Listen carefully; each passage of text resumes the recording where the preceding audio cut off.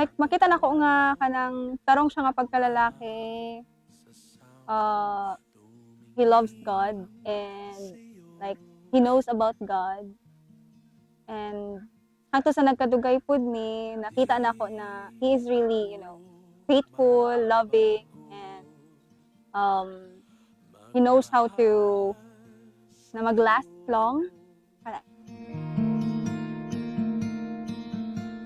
Sa'yo ko lang. I remember na nagpa-hot air balloon or hot air lantern pa kami. That's the time na gisulat na mo ang mga promises and vows na mo sa mata.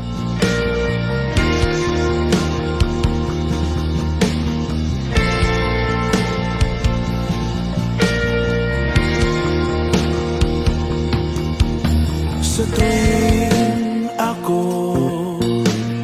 ay nandito.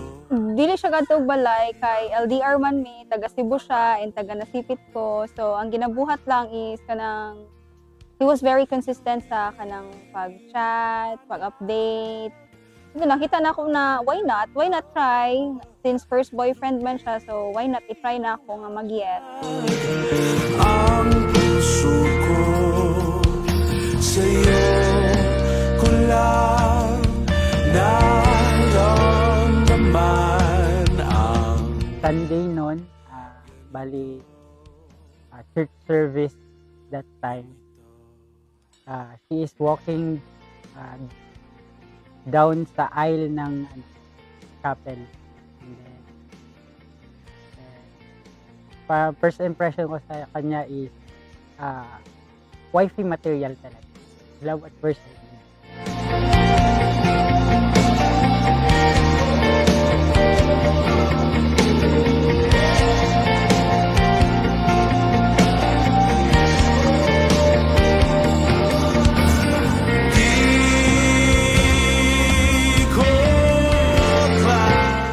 Kung dili ako mahita, kung dili ikaw, ako kauban.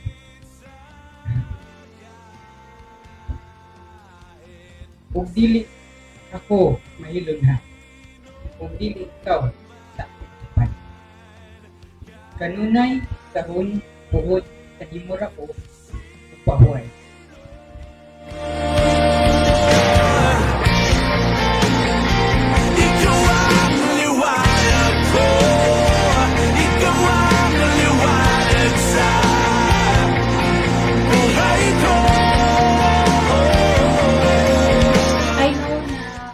There will be difficulties or challenges in marriage life, but let's face them together. I hope you will never change sa karon ninyo.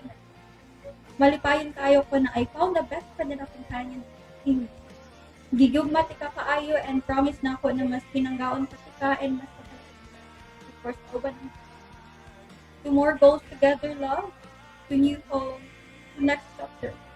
Promise ikaw hangtod sa walay ka. I love you so much, Happy Boy. Thank you, Lord, for this eternal love.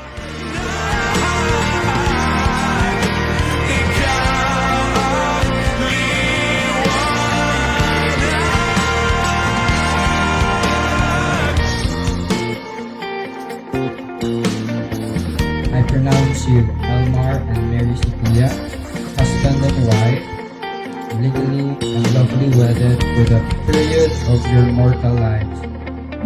You may now kiss each other as husband and wife.